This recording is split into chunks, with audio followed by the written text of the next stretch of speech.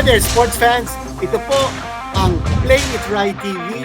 And this is Nieto along with Diane Castillejo. Hey. Mga kaibigan, we've got an exciting episode for you because we're gonna bring you rain or shine head coach Chris Gavina plus two of his key players, the rookie Mike Nieto and yung leading local scorer ng rain or shine Ray Stingray Nambatac. Let's get them on now on the floor and start the ball rolling. Hey Hi there, guys, Ray. welcome to Play It Right Hello, TV. Ma'am Diane. Hey Ray. Hello, ma'am. Hello, Hey Sir guys, Nieto. Chris. Thanks for having us. Mike. Hey, hi, Mike. Woo, woo. All right. Okay, we've got the Rain or Shine team right here. Two big guns. And of course, the man in charge of it all, Coach Chris Gavina. Diane, your first questions. Thanks guys for being here. It's so wonderful to have this opportunity to chat with you. Thank you. You're out of this conference, but Coach, I want to start with you. As you look back, what were some of the takeaways, your thoughts about the team, how you're gonna regroup and look forward? I'm gonna ask Mike also and Ray. Sure, Ma'am Diane.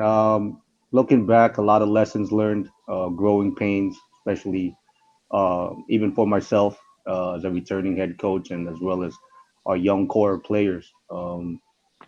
Sir Canito mentioned Ray is our leading local scorer, averaging 18 points a game. Mike wound up averaging 10 in his 6 games for us. So the future is bright for us. You can't expedite experience, and I feel our guys learn through the fire, and our failures will breed our success for our upcoming conference. Nice. Mike, ikaw naman, some of the positives that you've learned from this conference? Well, Ma'am Dan, it's really a learning curve for us, di ba? Kagaya ng sinabi ni Coach Chris, yung talo naman namin na, yung 5 talo namin last conference na tuloy-tuloy, we had chances of winning the ball game eh. But I think doon lumabas yung pagkabata ng core namin.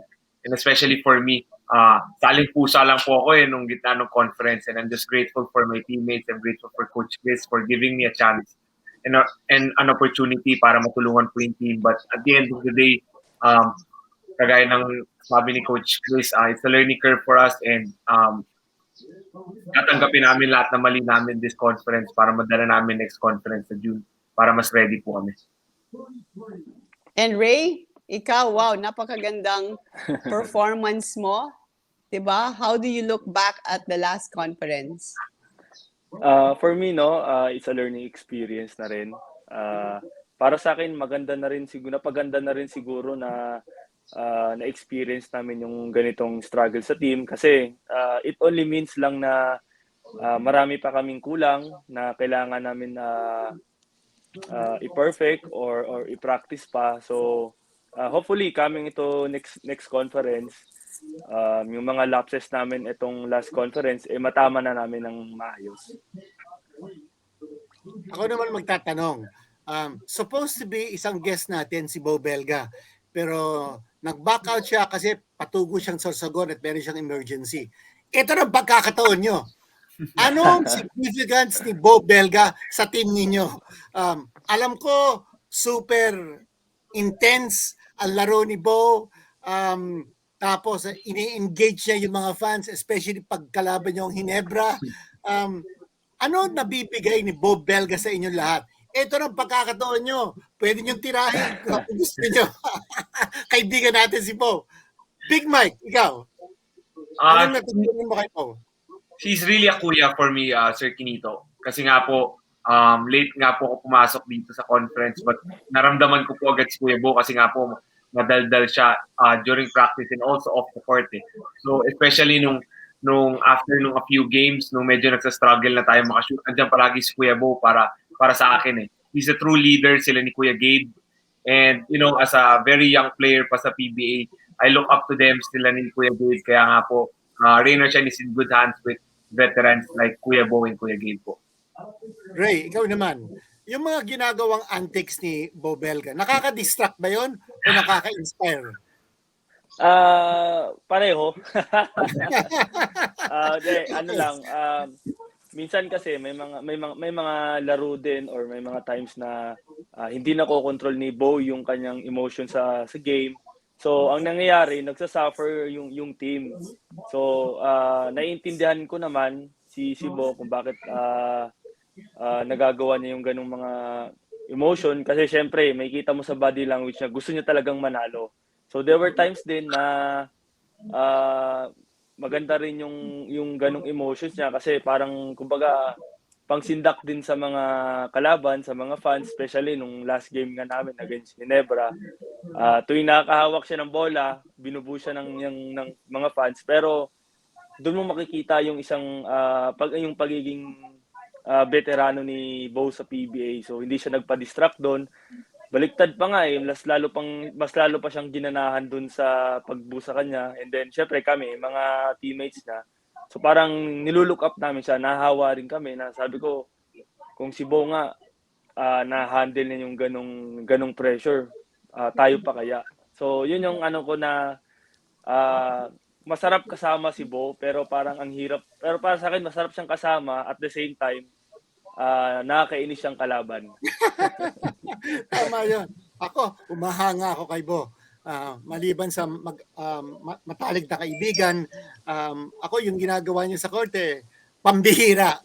Ikaw naman, Ah, Coach Chris, yung contributions ni Bo sa team ninyo. Siya talaga yung ano namin eh. Sometimes he's our barometer in regards to how well we're playing. Usually when Bo's focused and really locked in sa anong kailangan gawin sa court, we usually win those games. Parang sinabi ni Ray na minsan din na he gets frustrated and loses his ability to parang follow through on yung mga game plans and little details of game, and he can't control his emotions at sometimes. But usually si Bo naman ano, yung mga antics niya, it comes from a good place. Alam mo gusto niya manalo. And you know, my relationship with him has really grown in the year of us being able to parang learn from each other. So pero toughness talaga ang dala ni Bo sa ano sa team namin. Um, Coach Chris, I'm looking at your record in the Governor's Cup. You had 8 losses, but in breaking down those 8 losses, 4 of them came when you lost by 5 points or less. Aside from that, 2 of those losses came in overtime. So sa tingin ko, 6 out of the 8 losses, you guys could have won. What could have turned it around? And my other question is, were you happy with the performance of Henry Walker? Would you have changed your import? Chris. First off, in addressing yung mga close games namin, I think Mike mentioned earlier about our youth revealed itself during yung moments of truth na yon. Minsan talaga hindi na X's and O's eh. It just comes down to confidence, yung parang experience na hindi ka na matatakot sa big moments. That's a major difference, I think, between us and a lot of the elite teams, parang San Miguel, Ginebra. They have those guys that's been in those moments, and like I said kanina, na you can't parang fast track those learning moments of growth para sa mga mas bata na players namin. In regards to Henry, even himself, before he umalis, I thanked him for all his effort. We really wished na we had a different parang outcome. But I personally chose Henry myself because of what I saw in him in previous conferences, and um, he could have always played better. I think he's another one na parang si Bo na highly emotional when he gets caught in the bottom the high intensity of the game.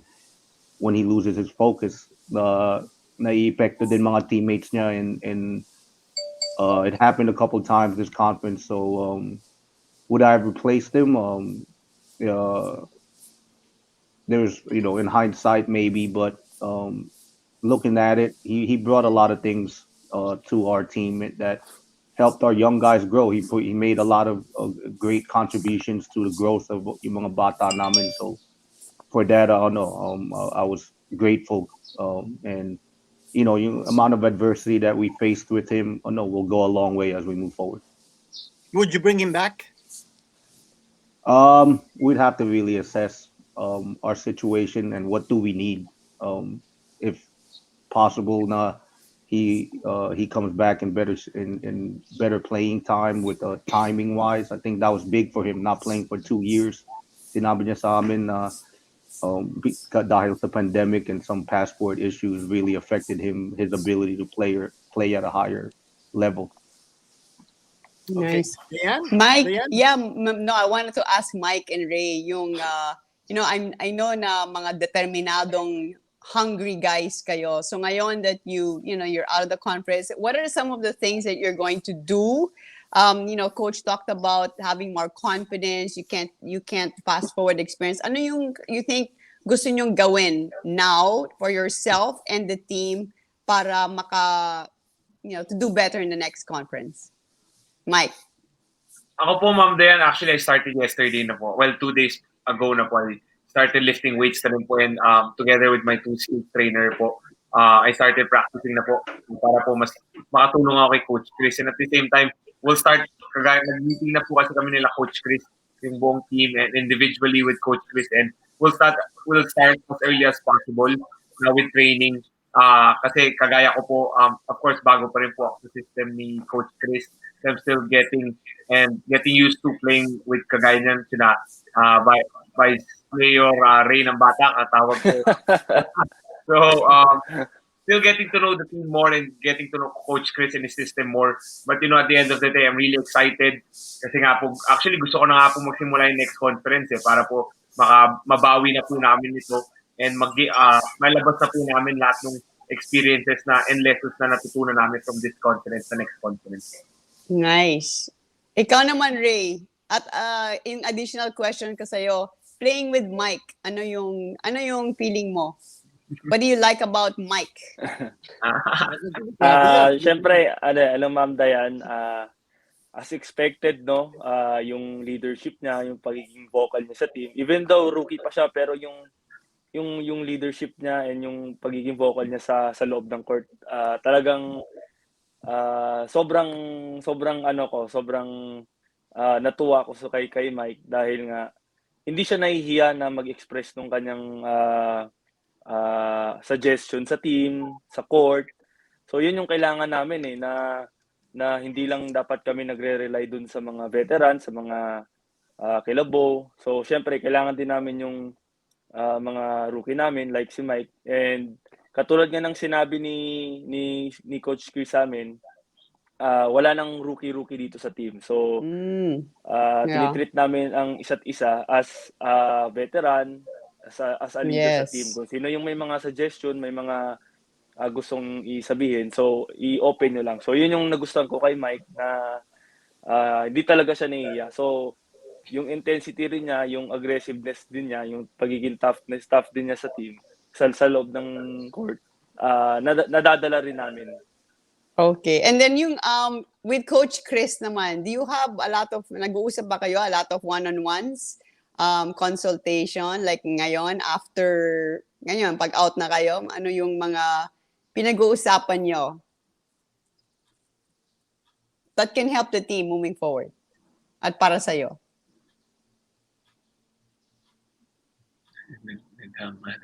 Coach Chris? Kami? Okay. Yeah, obviously I had yung mga exit interviews namin with the players. Inumpusa ko nga kay Mike tsaka kay Ray. Kasi moving forward, they're going to be the leaders after sila Bo and Gabe. And I just like to really learn more about them outside of basketball. I've always felt na my bonds with them will forge how hard I can coach them, how much they can build a trust factor between one another. The greatest coaches that always ever had a parang impact sa akin was always the ones that I could trust na kung anong sabihin niya sa akin, I would if he told me to run through a wall, I'd run through a wall because I knew he was trying to make me better. But I don't tell these guys to run through a wall.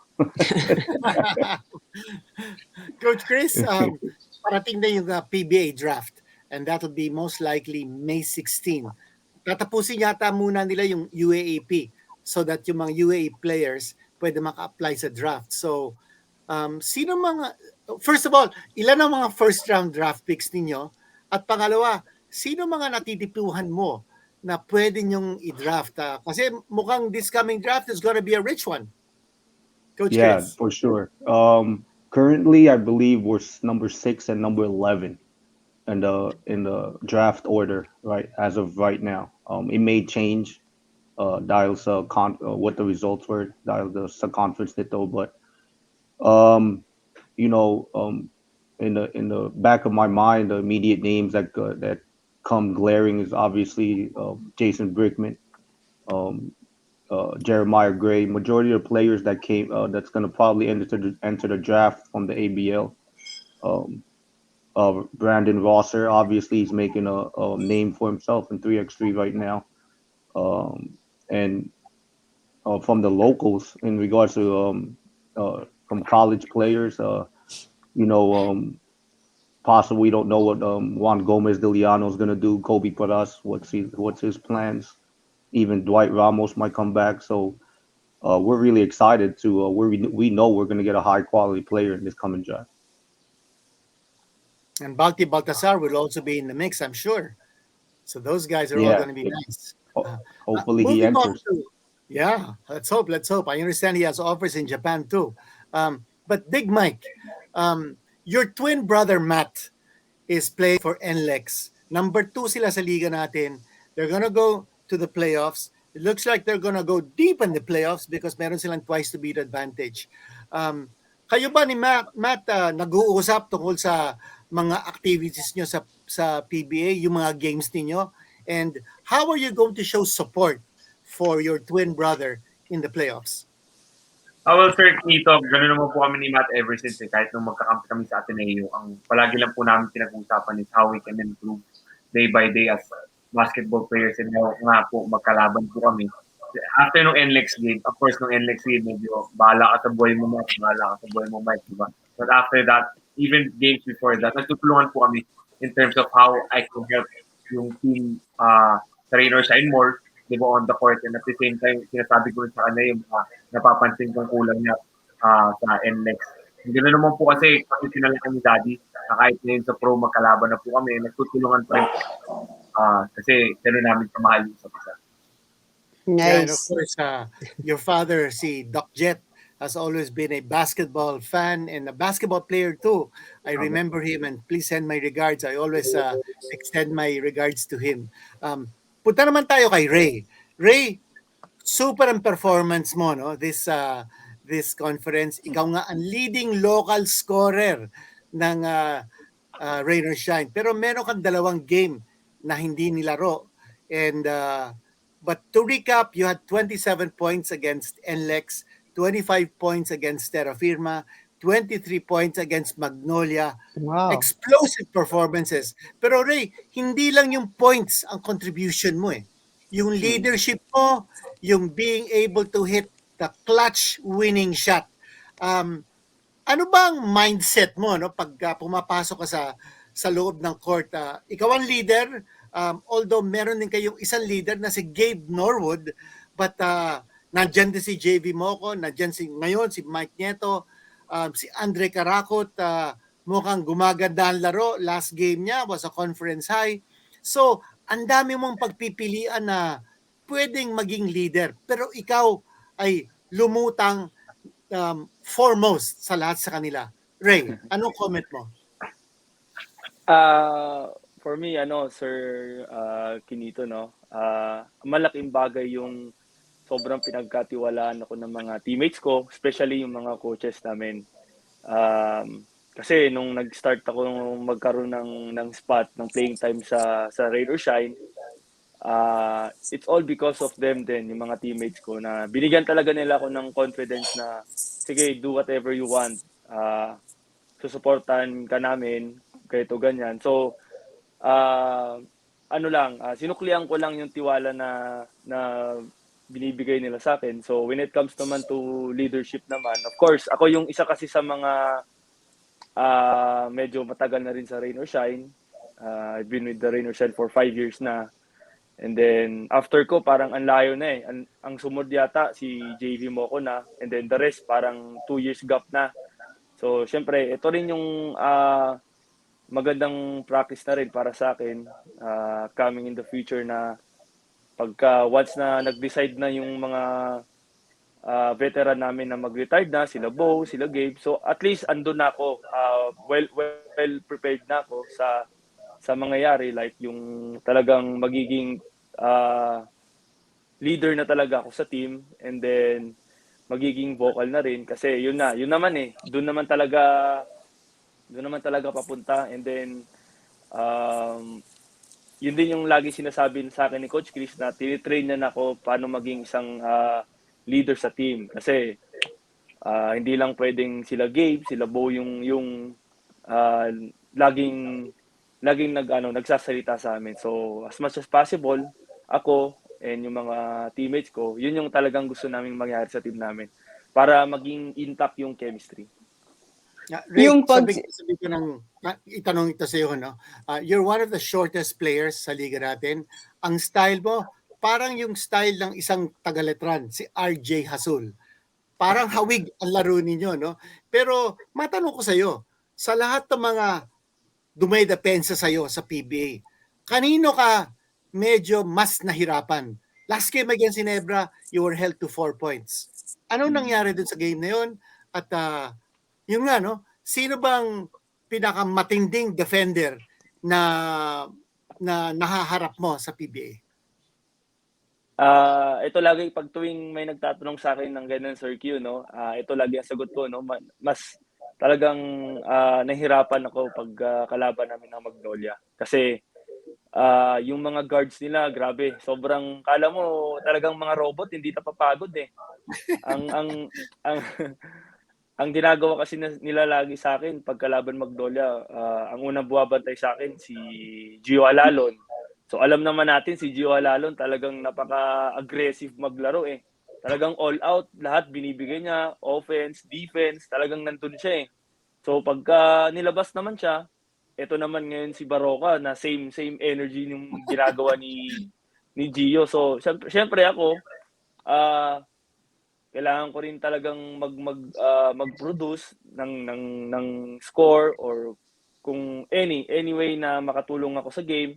Syempre napapagod din ako kasi andun yung pressure nung dalawa eh. Talagang so though magkaibigan kami nila Mark, nila Gio, pero pagdating sa loob ng court talagang pinaparamdam nila sa akin na okay, magkalaban muna tayo rito sa loob ng court. So syempre ako naman challenging din sa akin yon na talagang hindi nila ako binibigyan ng pagkakataon na makuha ko yung momentum ko, yung rhythm ko. So syempre as a player, kailangan mong pag-aralang mabuti kung anong dapat mong gawin para ma-outsmart mo yung mga kalaban na buwabantay sa'yo.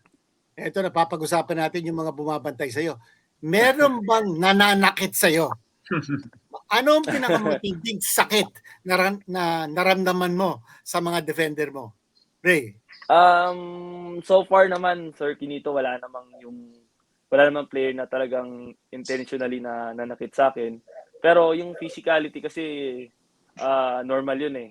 So as a player, wala tayong magagawa doon kundi talagang i-challenge yung sarili natin kung paano natin i-overcome yung pagiging physicality ng mga kalaban. So regarding with your question, sir, siguro maano ko si Mark Baroka.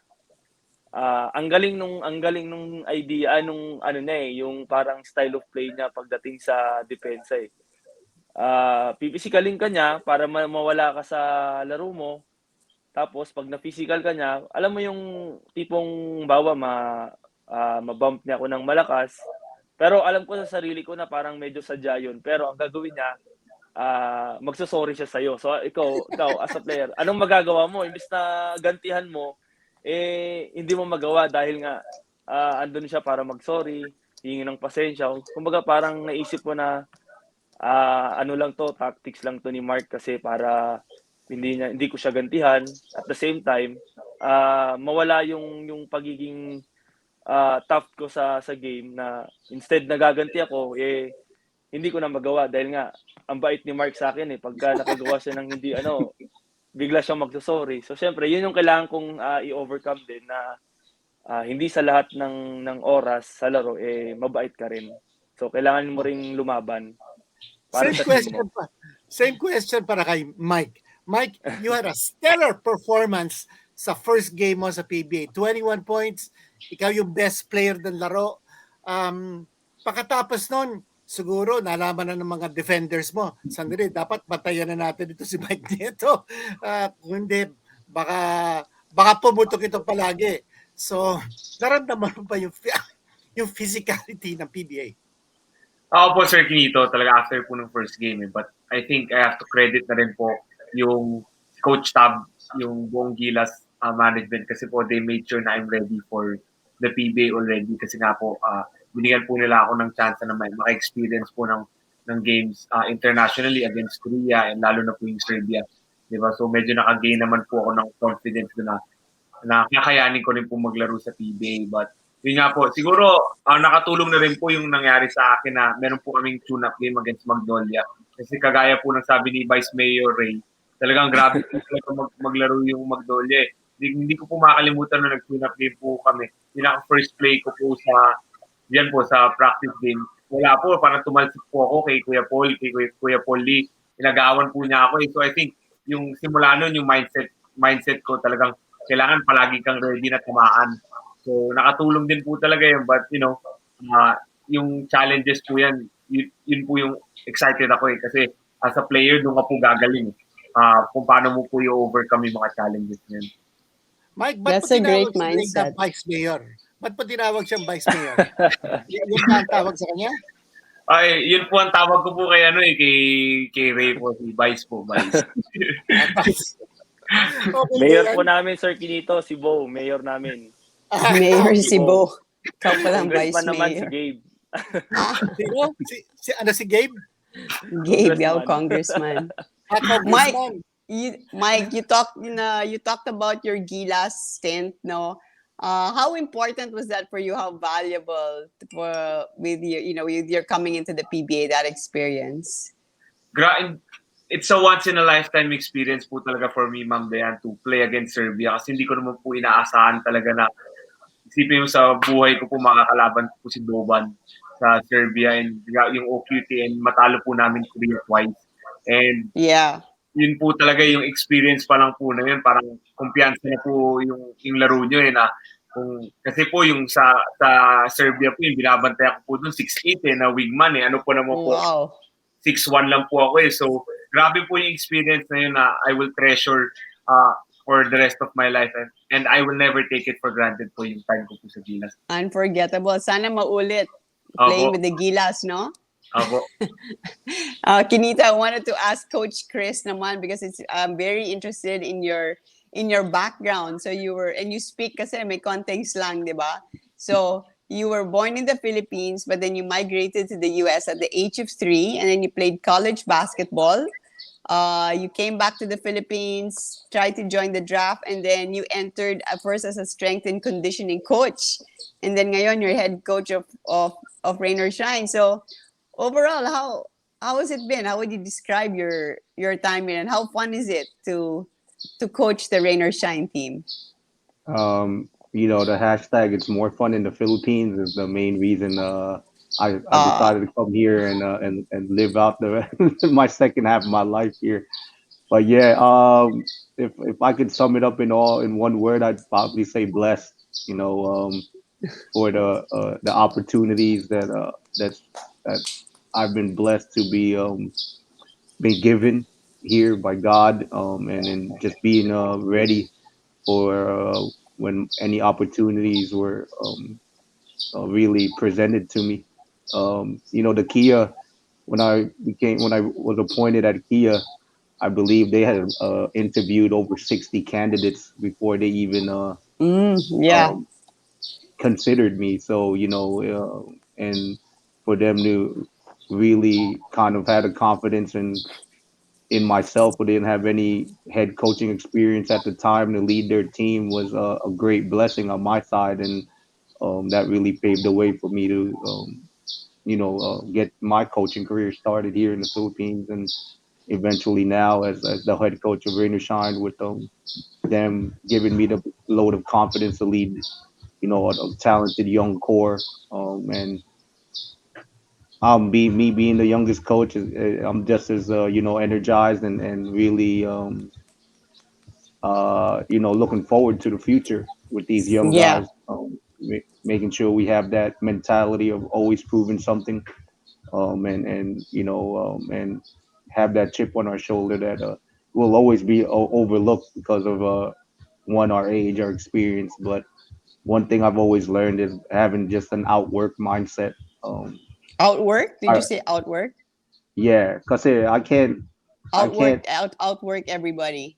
yeah, cause I can't bypass Coach Tim Cohn's over 20 years, Coach Mm-hmm. Norman Black, Coach Chut, their multiple championships, but no, I can get myself ready and our team ready in a way that we can kind of play in the level the playing field that way.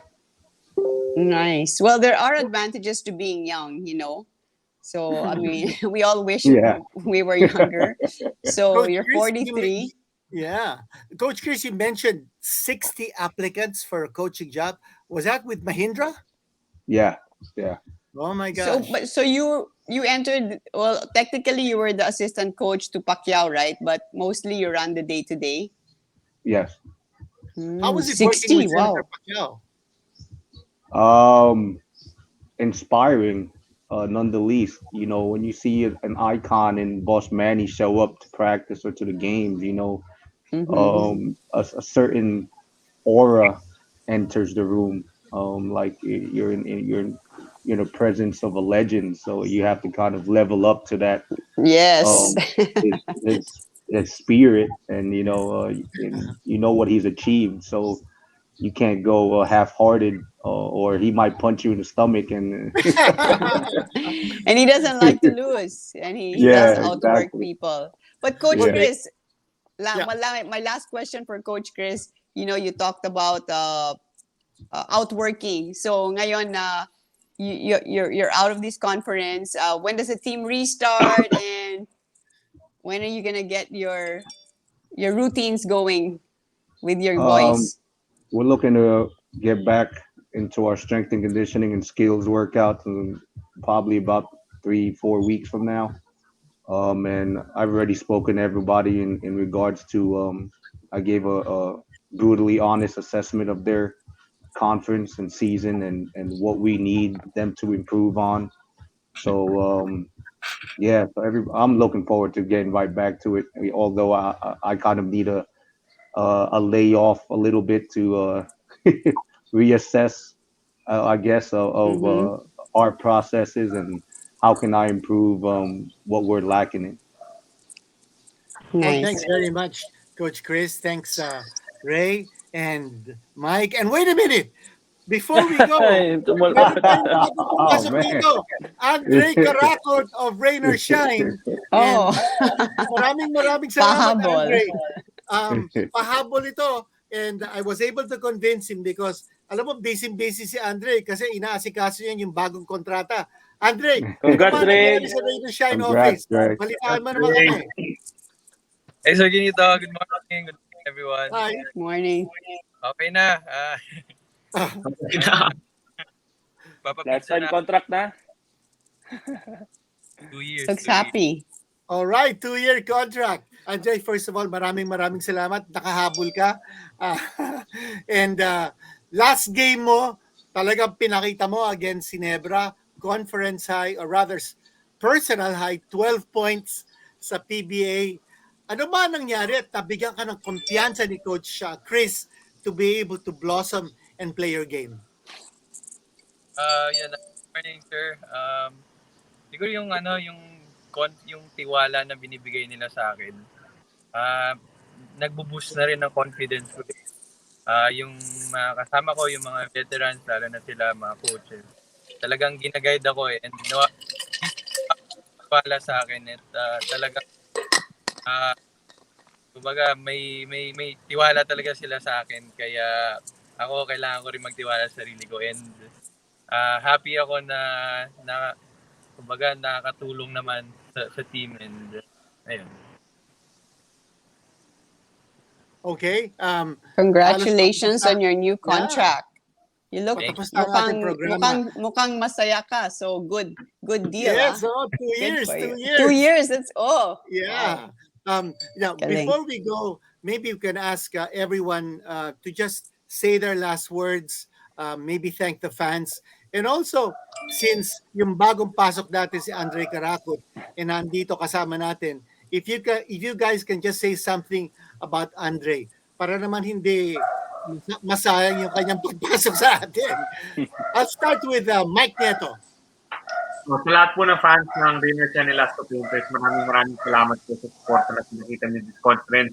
Promise po, pangako po, babawi po kami next conference. And Andre, congrats sa 2-year contract mo at dream come true na nagsama na rin ang isang atinista at nasa lista sa isang team ulit. Na pantay kami, Sir Kinito, 1-1 sa UAP. Tinalo nila kami ng season 79 but tinalo sila ng season 18. So, sa ngayon, bati-bati tayo. Congrats ulit, Andre. Wow. Okay, Nice. ikaw naman, Ray. Thank you sa lahat ng mga PBA fans, especially sa mga Rain or Shine, sa bayan ng Ross. Thank you sa walang sawang pagsuporta sa amin. Through our ups and downs, lagi kayong nandyan. Hindi kayo nagsawa na ipagdasal kami at i-cheer kami. So, Andre, pre, congrats. Alam mo na, may usapan tayo ha. So, masaya ako na bigyan ka ng 2-year contract kasi syempre sa team, alam mo naman natin yun, alam mo naman yun na ang isa sa mga kailangan talaga natin dito is point guard. So, ikaw yan. Kaya ka binigyan ng 2-year contract kasi may purpose ka sa team. So, alam nila, alam ng team, alam ng management yan kung ano may tutulong mo sa amin. So, keep working hard and see you soon. Vice Okay. Mayor. Before Coach Chris Gavina, let's ask Andre Karakot. Anong reaction mo sa mga sinabi ni Mike at saka sinabi ni Ray? Ano nga yung usapan nyo ni Ray? Sabihin mo nga sa amin. Hindi ako, happy ako. Kasama ko sila and mga idol ko yan, mga leader yan and dahil ko natututunan sa kanila. May usapan kami ni Ray, Sir Kinito lilibre ko siya ng dinner or lunch mapapagkakaya. Okay. Okay, Coach Chris. Coach Chris. Sa lahat ng mga PBA fans, especially sa bayan ng Ross fans, I vow to really make sure na we bounce back sa next conference namin next season para sa inyo. Wala kami dito kung wala din kayo. So I'm really gonna make sure that we're able to make a great return on your behalf, and we'll put in all the work na kailangan talaga to improve everything we need to improve para makabalik kami sa playoffs tsaka hopefully championship next year. I'd like to thank Sir Canito, Ma'am Diane for having us all here. I invite everybody to watch Play It Right TV as we move forward. I'm really happy for Andres, a 2-year contract niya. I've really seen his growth throughout this whole season, yung ups and downs niya, and for him to for it to all culminate, especially against Ginebra, to showcase yung true abilities niya na reward din siya by our upper management, and without yung management namin sila Boss Raymond, Boss Terry, Boss Edison, Attorney Mondragon, we're really blessed as an organization to have them lead our team the way they have been. So Dre, continue mo lang yung sipag mo tsaka yung work ethic, and you have a bright future ahead of you. Wow. Nice. Wow. Thank you, Coach, Nice. and thank you, boys. It was so nice having Thank you you. so much. Maraming salamat sa and we inyo look lahat. forward to your Thank you, next sir. Thank you, season. Keep guys. working Thank you, hard. ma'am. Thank Thank you. God you. bless. Thank you, God Andre. bless po. Congrats. God bless. Mike, Big Yes, Mike, guys. Thank you po. thanks. Vice Mayor, thanks. And Coach Chris especially. Maraming salamat sa inyo lahat. Go Say hi Rain or to Shine! Bo. Good luck, rain or shine. Bye! Rain or you. shine. Salamat sa inyo. Well, that was a nice episode, Diane. We went over the limit because biglang pumasok si Andre Caracot, but I thought he was a breath of fresh air. Nung Yeah. pumasok siya because everybody reacted because magandang malita, he just signed a 2-year extension of his contract this morning, just Wow. today. So, You know, nascoop yeah. naman natin ang ibang media dito po sa Play Try TV. And Well, Diane, you know, for a Yeah. for a player, you could see Kenito, no, the glow in his face, Yep. the joy. You know, when we get 2-year contract, that's such a boost of confidence. And you know, I mean, during these times, like for athletes, we also want to thank all the PBA teams that continued to support all their players and their staff, and to make them do what they like to do, which is to play basketball. And Coach Chris, and I love his candidness and his style. I like what he said. You know, he doesn't have of course, the experience of like and the rewards. I mean, all the titles of Coach Chot or Tim or Norman Black, but what he can do, he will do, which is to outwork. And of course, we know what hard work can do. It can do wonders. It can create miracles on the court. So good luck, Rain or Shine team, and thank you so much. Mabuhay, God bless, and we will see you next time on Play It Right TV. This is Diane Castillejo. and this is Kenito Hanson. And remember, don't forget to like and subscribe Yes. to our Play It Right TV on YouTube, as well as on Facebook. And Diane, we've got a lot of people to thank, especially our principal sponsors, Sonac, and they've got an amazing array of products that they'd like to offer you. And here we go. We've got shoes, we've got ASIC shoes, we've got all the apparel. And Diane, can you run us through? Well, we have all these top quality brands like Mueller, right? Molton, all different kinds of products for performance sports, for leisure sports. You can check them out at playitright.com. That's our sister company supported by Sonac, the A6 group, and we love them. So we hope you love you too. And don't forget to subscribe to our channel and let us know what else you'd like to what else you'd like for us to feature, kung sino yung gusto namin makausap dito sa amin show. So on behalf of Kenito Hanson, thank you guys. See you next time.